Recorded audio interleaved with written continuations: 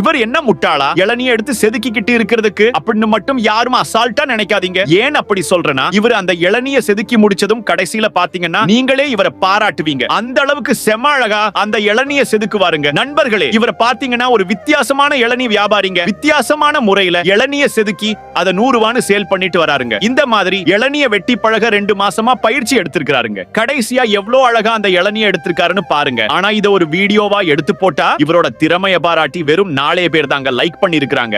தகவல் கூறி செல்கிறார். மிக்க மகிழ்ச்சி. கங்கையில் நீராட கொடுத்து வைத்திருக்க வேண்டும் என்பார்கள்.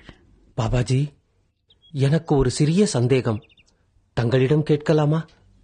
கேளுங்கள், தெரிந்தால் கூறுகிறேன்.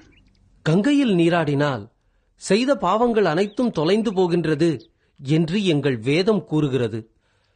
கங்கை என்பதோ தண்ணீர் பிரவாகம். அதை போன்று காவிரியும் தண்ணீர் பிரவாகம்தானே. அப்படி இருக்க கங்கை மட்டும் ஏன் உயர்வு பெறுகிறது என்பதை தங்களால் விளக்க முடியுமா? நான் பிராணத்தின் பக்கம் செல்ல விரும்பவில்லை.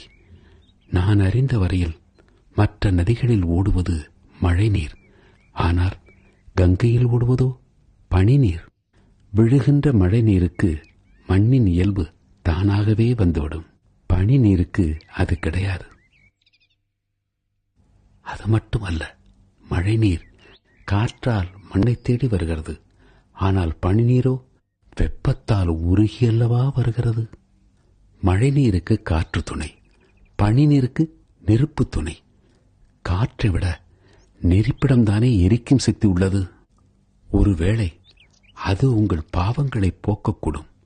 அதே சமயம் நம்பிக்கைதானே மிக முக்கியம்.